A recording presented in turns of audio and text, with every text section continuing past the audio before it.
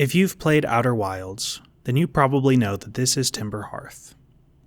If you've played Outer Wilds, then you probably remember this giant seed sitting in a crater.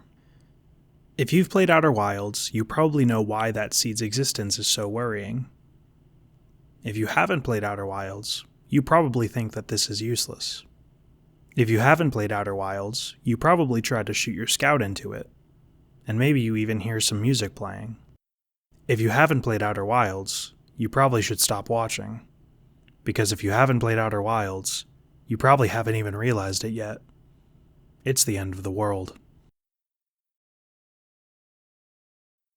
Looking for a place to begin, you take to the closest astral body, the Attlerock, Timber Hearth's only moon. Its surface is desolate, with little to see, so it's a welcoming sight when you find the Attlerock's only outpost. Nearby, you can find someone whistling and relaxing in a rocking chair. It's Esker, the outpost's only inhabitant.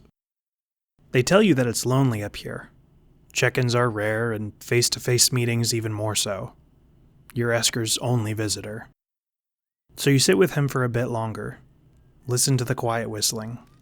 Even without so much as an instrument to make it, they're playing music at the end of the world. This is Brittle Hollow, a collapsing disaster of a planet, ready to destroy your navigation plans at every turn. At its core is a black hole, a collapsing disaster of a teleporter which will send you across the galaxy at the slightest mistake. If you manage to navigate through the city, a collapsing disaster of a civilization, you are rewarded with the planet's lower levels. And if you wander through enough of those ruins, you'll eventually find Rybeck, a collapsing disaster of an astronaut who can't get over his fear of space. They seem at peace with this outcropping that they've found.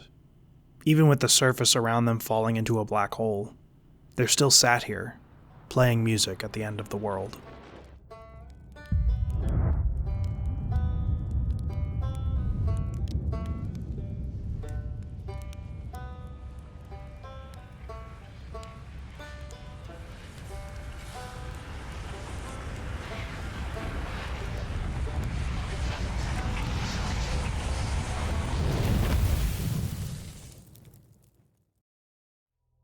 At Giant's Deep, you can find Gabbro, the only other person in this time loop with you. The only other person who can relate to your situation. The only other person who believes you. You talk with them about the Nomai statue, what's causing the time loop, the orbital probe cannon, pretty much everything. They're the only other person who really understands. The only other person who won't forget you. It's maybe the only other thing that matters here. When everything is going to start over in 20 minutes, what else can you do? So, they sit in their hammock, on the beach, enjoying life, and playing music at the end of the world.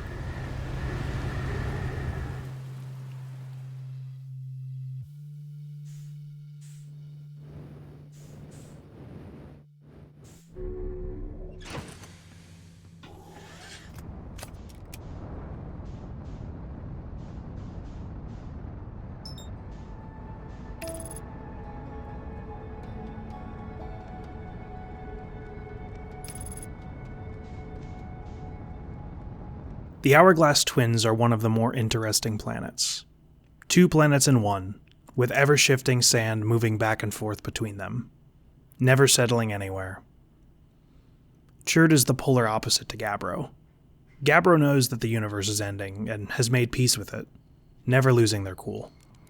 However, you will see Chert rediscover the end of the universe over and over and over again, never finding peace. As each new loop begins, you'll find him calm, only to devolve into panic and fear, never seeing an end. They hopelessly ask, "Oh, why did we have to be born at the end of the universe?" Never finding an answer. Eventually, Chert stops panicking, and they ask you to sit next to them and watch the stars die. So you take a seat while the sun explodes, and listen to them, playing music at the end of the world.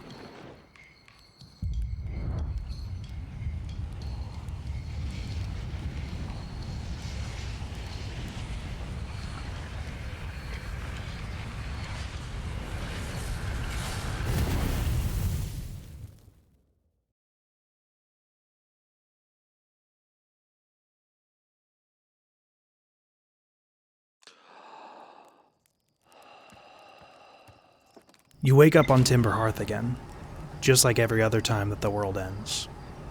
You wake up from the nightmare of suffocating, or burning, or crushing, again and again. You wake up and decide to try something else. You wake up and decide to muster up some courage. You wake up. It's finally time to explore the bramble. You wake up your scout and send it into the bramble seed on Timber Hearth. You follow the signal, listen for the harmonica, maneuver around the anglerfish, until eventually you find someone. They wake up. It's Feldspar. Not dead, or dying, or lost. They're here.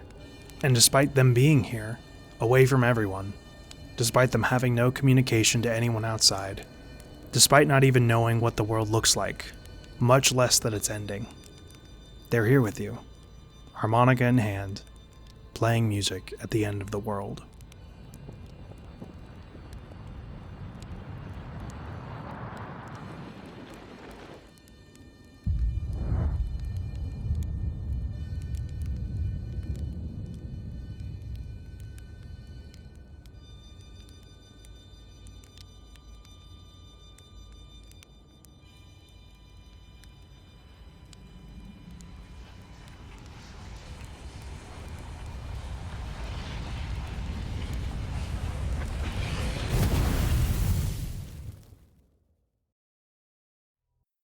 Sometimes it feels like every time you find something beautiful, the world ends.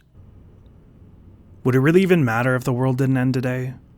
Would it really even matter since Brittle Hollow is going to be destroyed anyway? Would it really matter since every other star in the entire universe is going supernova anyway? Would it really matter since you're just going to start over in 20 minutes anyway? Would it really matter since there's a goddamn bramble seed on Timber Hearth anyway? Would saving the world matter at all if the music is going to stop playing anyway?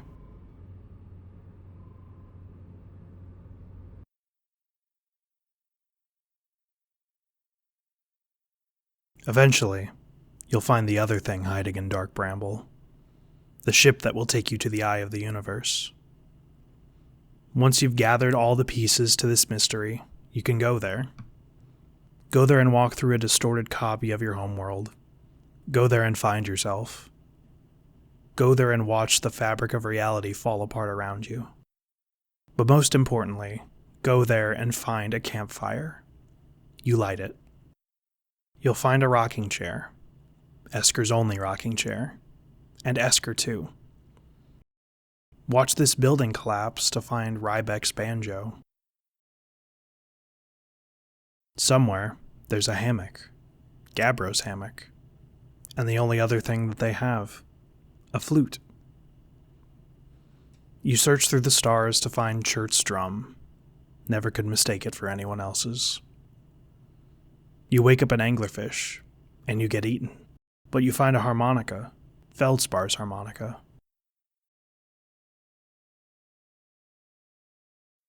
After all that, you're back in the middle. Everyone is at the campfire. All the people who play music at the end of the world. And so, you do.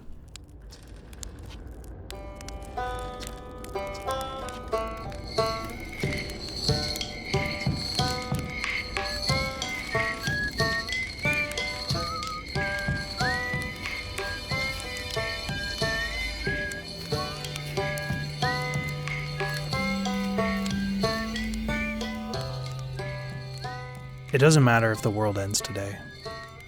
It doesn't matter if all the planets are being destroyed. It doesn't matter if the whole universe is going supernova. World saved or world ended, you and the people you love will keep the music playing.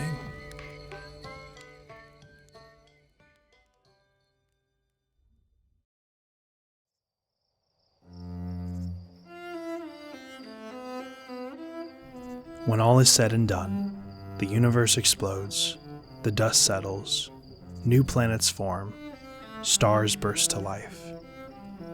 And there's you and your loved ones gathered around the campfire, playing music at the start of the world.